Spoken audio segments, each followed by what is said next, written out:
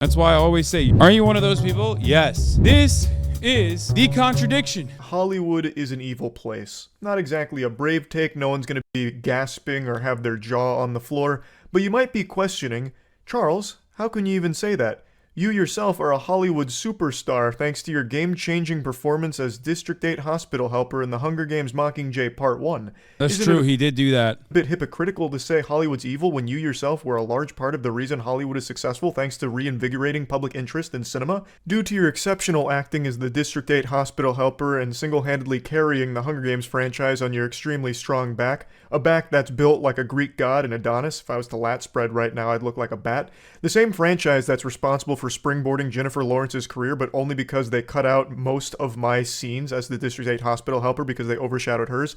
And of course, you're not wrong, my sweet sunflower, but it's because of this level of expertise with a performance like mine, District 8 hospital helper, which is still widely studied across all theatrical colleges across the nation, that I am able to say with a high level of confidence that I know just how corrupt and evil Hollywood is from the inside. It is rotten to its very core. And it's extremely nice to see that most people are really waking up to how fucked up. Damn, mods are so fast with it. I couldn't even click the XQC chat message. Hollywood is as an industry. Now, I covered the writer's strike when it started about 3 months ago now, almost 3 months ago. And I want to just give a follow-up to where things are at because it's not improved, and in fact it is only escalating. And now, it's more than just the WGA that's gone on strike. Now, SAG-AFTRA has joined the party as well and are striking too, and a lot of the actors are standing with the writers here. So it's really bubbling into this giant, witch's cauldron stew here. It's like when all of the characters of an action movie come together at the end to fight the big bad guys. Just this big team-up moment. So all the writers are coming together with a lot of actors standing beside. Yeah, the mogul male silence is loud, brother. That's what I'm talking about. Where's the fucking mogul male? Mogul male silent on the Nick Merckx criticism during LGBT Pride Month. Mogul male silent on fucking workers' rights. What's happening, dude? My man is just straight right-wing, okay? Let's keep it a buck. Them in order to finally get what they deserve from the industry. For those that don't know why they're striking, it's actually pretty simple. I'm just going to boil it down to like the MAGA male, dude. Here. Their pay is not what it should be for the work they do for these productions. Writers are invaluable to the industry. Low key, kind of brave of Charlie, a rather apolitical content creator who has cultivated an apolitical following, to come out and straight up swing for workers' rights, especially when it's like the type of worker that the average American looks at and goes, they're all fucking rich, dog. Fuck you. They're all rich pedophiles, you fucking idiot. Like, why are you defending their rights? They're all making $700 million and also spending all of their ill-gotten gains on baby spinal fluid. Period. I know there's a lot of brain rot on Twitter that's arguing the opposite, and they keep using the example of, if writers are so important, why is there such thing as bad writing? Checkmate. They don't deserve to get paid more for writing like this, and then they'll drop an example of shit writing from something like Forspoken, which isn't even like a Hollywood production, but some of the writers that are in these unions are also working on video games, so I guess that's the point they're making. Actual little Neanderthal brain takes of, this writing is bad, so that all writers are useless. In fact, let me write it. It'll be 10 times better. And their only experience writing is fucking summer book reports in middle school. It's just a stupid take. Of course, there's going to be better writing than others, right? But it doesn't mean that all writers are useless or something. It's just natural. It's the same thing with like athletes. There's going to be some athletes that are better than other athletes. It's just one of those things. So yeah, there's going to be bad writing. Doesn't mean they don't deserve to get fucking paid for their work. It's just stupid. It's beyond dumb. Writers are... Once again, everyone would be better equipped. Charlie's doing a pretty good job of covering this. But once again, just a little bit more of Marxist lit being taught in schools would immediately allow people to communicate why this is just in a perfect way. They are working and generating value. They are asking for some of that value back. That's it. It's that simple. Same with athletes and same with the writers. But I mean, this is great. This is super great so far. Are one of the most important positions to any production, full stop, 100%. and their pay has not reflected this. They're not being fairly compensated for their work, and they haven't been for a long time. They don't have a lot of options in terms of like royalties either. It's just very unfair to writers. And obviously the entire industry has been changing with streaming becoming more and more prevalent, and they're just falling behind on keeping writers adequately compensated. In fact, their pay has fallen, and they're not. Yeah, I mean, they're not falling behind. It's deliberate. New distribution mechanisms means new opportunities where the capital owners, the studio bosses, the employers will shut out the workers from the same exact revenue streams and the same exact revenue structures that they had in prior iterations, like DVD releases and, regular live television. Not getting any like real reasonable profit shares or splitting or anything. And that's actually the whole point of why unions are so important. It's a perfect demonstration of the necessity for unions, which is that without collective action, without collective bargaining, without unions saying, no, you can't do that, there is never magnanimous bosses that will turn around and go, oh, you know what? We do have a new revenue structure here. Let's just give that to you. As a matter of fact, we should offer you points off of that. We should offer you better residuals off of streamers. You know what I mean? They will never do that. That's not how this works. And it's not how it should work either, for the record. I want everyone to understand, like, there is a reason why I believe the things I believe. I'm not even asking the CEOs to fucking do the right thing. I think that's lib shit. There is no doing the right thing. They are doing the right thing. They don't think that the system is broken. And many of you, not in this chat, but many Americans don't think that this structure is indecent or exploitative, right? They don't. They love capitalism. They think there's no better alternative, and all their alternatives have led to death and demise and mass poverty. So for the record, technically what the CEOs are doing isn't wrong under the current way that things are operating. People love to say, oh, these guys are evil, they're villains. Not really. They're winners. They are working within the confines, within the boundaries of this structure that was designed. It's not the CEO that's a villain. It's the system. You're moralizing capitalism. You're recognizing that people operating under the boundary set, people operating in their class interest in a society that was designed to churn out these outcomes are bad people. But it's not that they're bad people. It's that the system is bad. And a lot of people don't see that. They forget that, and they love moralizing. And then they say, oh, it's actually bad. It's every rich person that's just like a bad guy. They did bad things to become rich across the board. And like, we gotta we hate the rich. We hate anyone that's like rich. Fuck this. That's why we're mad, right? And it's like, no, that's a manifestation of the anger that you feel towards the system.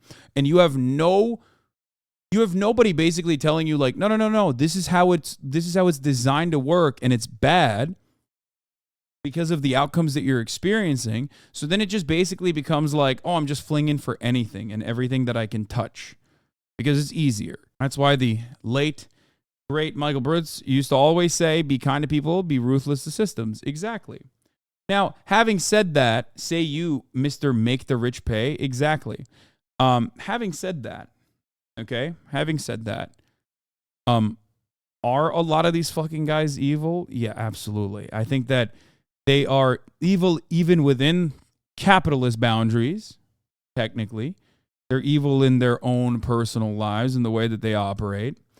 They also lie, cheat, and steal on top of everything else. And the reason why it gets to this point, even when the overwhelming majority of society think that like capitalism is fine and dandy, okay, I'm contradicting myself. Yes, just hold on. Let me fucking cook, okay? The reason why, even though the overwhelming majority of people are like, well, capitalism is great. I love capitalism. They still get mad at these guys because they take it above and beyond. That's why people try to make a distinction. Those who love capitalism and yet actually hate the consequences of it on their own personal lives will try to make this distinction. They'll say, oh, it's not capitalism, it's corporatism. It's corporate consolidation under capitalism that's wrong and bad. And it's like, well, technically, if you learn a little bit about it, you'll recognize that it's not crony capitalism, it's not corporatism. These are all additional flavors that they've added on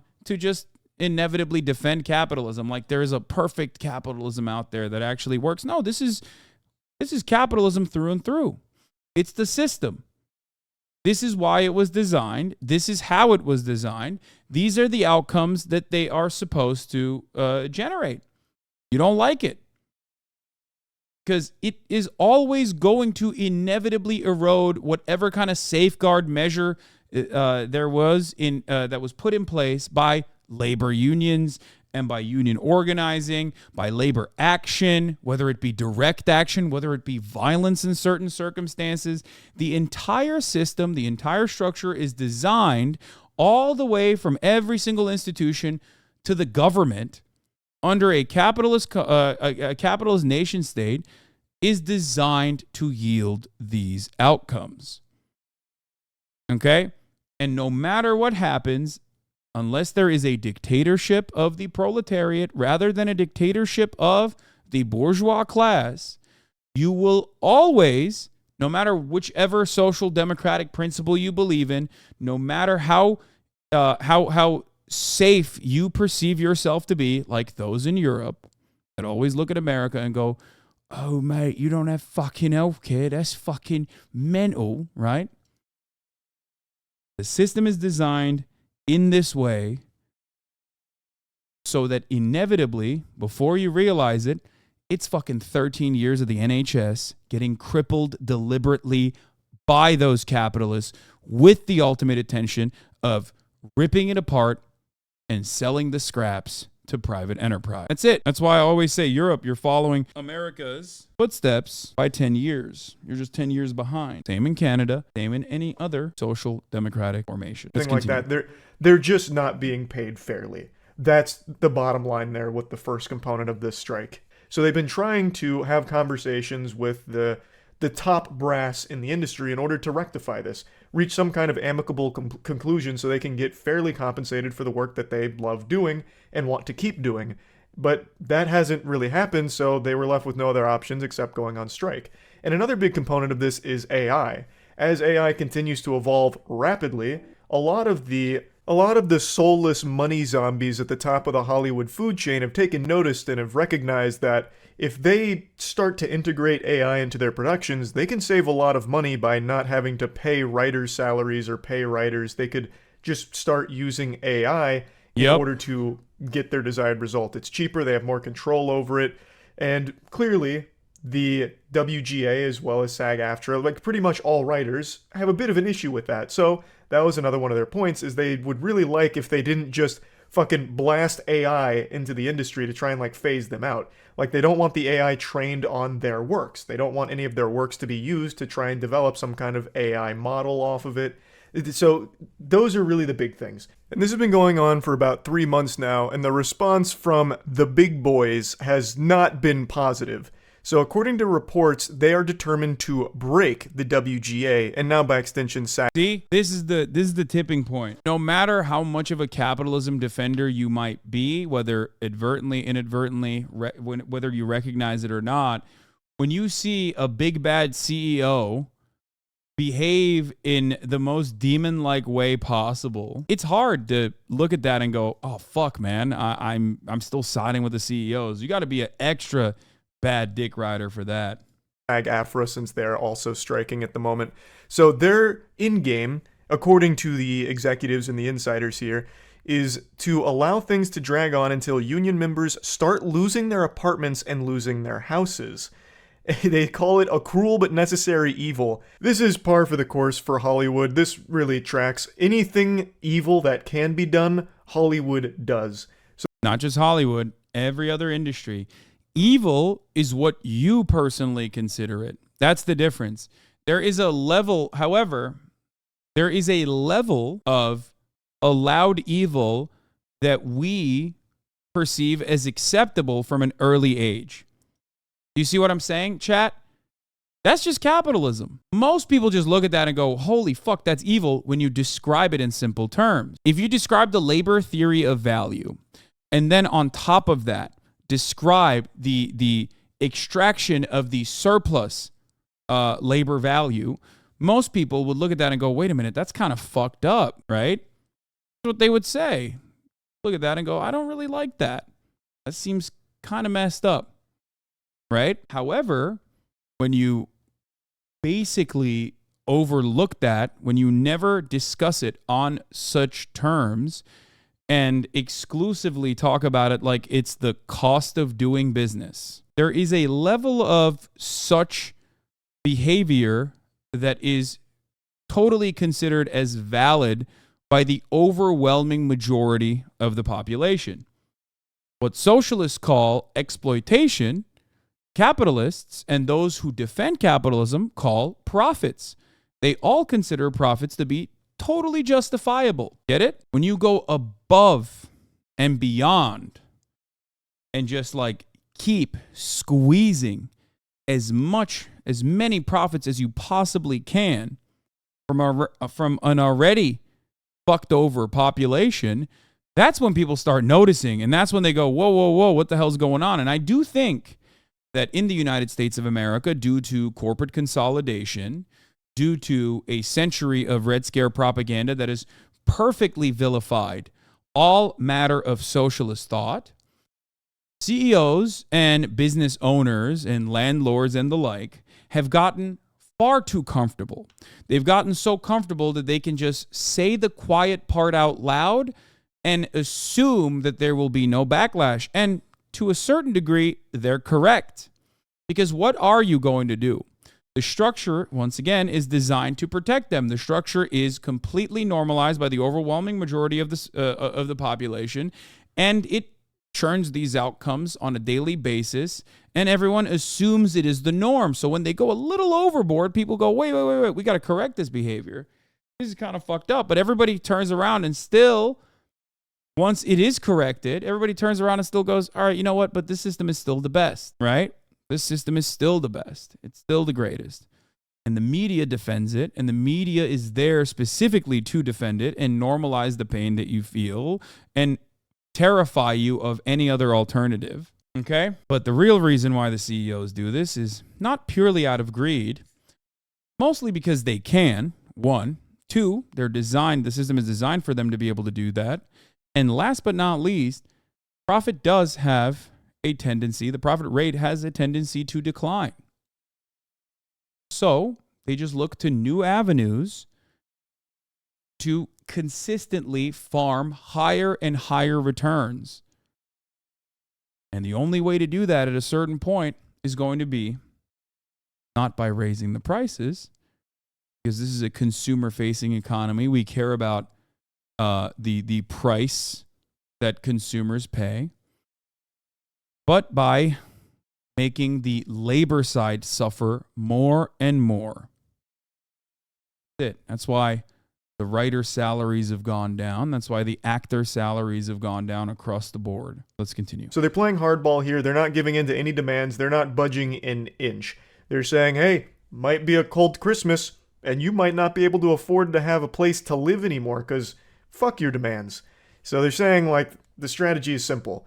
Bleed them out. You know, when they're financially strapped for cash and desperate, starving on the streets, then they'll come crawling back to us, groveling at our feet, and then we'll dictate some new terms that they won't be able to decline. But we're not giving in to any of what they want. Now, in a sane world, I would really think most people would be behind the writers because, I mean, it makes sense. They're not getting paid nearly as much as they should for the work they do for these massive 9-figure productions that are raking in hundreds of millions of dollars, and the writers are the ones that like make the story happen, the most important part. Like, you can't just have a movie of fucking nothing. You can't go in there and just have like a bunch of noise, right? It's not TikTok. It's not you're going to the theater for jingling keys for 10 hours.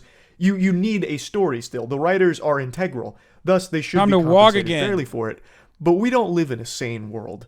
We live in a clown world. So there is a ton of people on Twitter that are saying that the writers are unreasonable and that the executives are in the right here. The executives are the heroes in the story and the writers are the bad guys, which blew my fucking mind. The fucking goofball goober CEO of Disney, Bob, said that the writer is very disturbing to him, having a wambulance moment, some fucking French cries, going over like, oh, I can't believe they're striking. It's so unrealistic. You're ruining the industry, guys.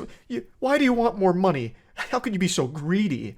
Coming from a guy who's making $20 million a year annually, the writers are extremely important. And coming from someone like this with a salary like that, I don't know who on Twitter who could read these stories and then start pumping their fists saying, yes, those are the good guys. Those are the heroes of the story, the champions of justice, the fucking soulless husks with unimaginable wealth that are exploiting their workers, fucking their butt with a smile on their face.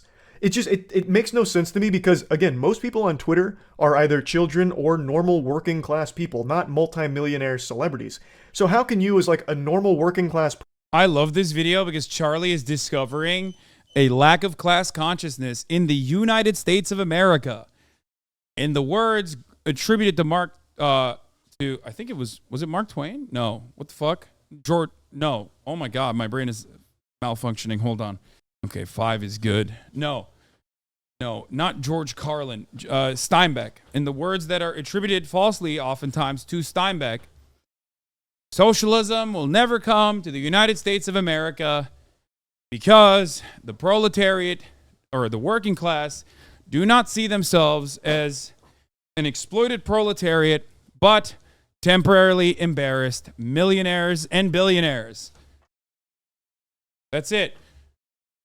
That is at the heart of Americans without class consciousness. They look to billionaires, they look to millionaires, not as people who are sitting atop society, behaving like demigods that have taken everything from the working class, but instead they look to them as beacons of success, titans of industry, people that they one day will be exactly like. It's peasant brain, as I like to call it. Anyway, let's continue. Person, be excited and celebrate that other working class people like yourself are being exploited. It actually just doesn't compute up here in my noodle how you reached that part of decay in your mind. Like, why wouldn't you want the workers to get paid more? Why would you want the wealthy executives to continue to nickel and dime all of their employees in order for them to make more tens of millions per year on their annual salary? Like, I don't get how like a normal person sides with them. Like, they're not going to give you money just because you're fighting PR battles for them on Twitter. Dumbass Disney CEO Bob's not going to find your Twitter account and start clapping for you. He's not going to just swoop in there and be like, you know what, Jacob? I am so glad you made this tweet. Are you one of those people? Yes. I am David Zaslaw, a person who has hired and a person who works in the industry as a boss.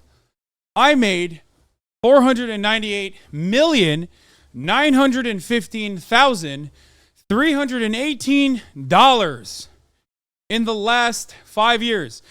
I made that money in 1 year, 365 days. Right, you caught me. You did. I am not a mere Twitch streamer with a contract, albeit a shitty one, from Amazon that takes a percentage of every dollar that I generate for them. I am Ari Emanuel, sitting atop the franchise William Morris Endeavor. You just fucking didn't realize your agent's boss was that goddamn rich? Of course he is. Of course he is. I am Bob Iger. I am Ted Sarandos. Joke's on you that chatter's too stupid to understand sarcasm? Yeah, even real fucking peasants didn't genuflect this hard towards their overlords. Most medieval serfs resented their lords mightily. Revolts were a constant threat in the old days. Yeah, not anymore, because due to technological advancements, due to exponential growth, due to living in the imperial core, the labor aristocracy has certain amenities that keep them sedated. This is the greatest trick of neoliberalism. It makes you feel like you've won. Makes you feel like, and in many respects you are at the top of the fucking food chain, makes you feel like there's nothing to complain about. Why are you complaining? You can watch sports. You can watch whatever the fuck you want to watch on TV. Why are you fucking complaining? Anyway. You're right. It is unreasonable and downright criminal that our writers want more money. It does. Where did we all go wrong as a society? Wanting some kind of profit sharing or some other compensation? It is ridiculous, Jacob, and you are right. Here's $5 million. Give me your PayPal. It's not going to happen. Like, I don't know why you're blaming writers either. There's a lot of people getting mad at writers because now their favorite shows are being affected, so they're going on a hiatus and a break because there's no one writing it. And now they're getting mad at the writers, like, just go back to doing your fucking jobs. When what they're trying to do is what every worker tries to do. Get paid fairly for the work they do. Like, I just don't understand. Yes, the class antagonism, or rather the class interest that you have as a worker, if you are a waged employee, salaried in the form of a W-2 or contracted in the form of a 1099, no matter what, if you work for a boss and not yourself perfectly, completely, you want very specific things. You want to work the least amount of hour for the most amount of pay. Your boss, on the other hand, your boss's boss, rather, your capital owners, and the people that work for them, like your boss, they want you to basically work for the most amount of hours for the least amount of pay, as much as they can get away with. This is the contradiction. This is the inherent class antagonism. This is why bosses and workers are always pinned against each other. This is how it works. This is how capitalism works. And who could be against that? I really don't. Honestly, I don't.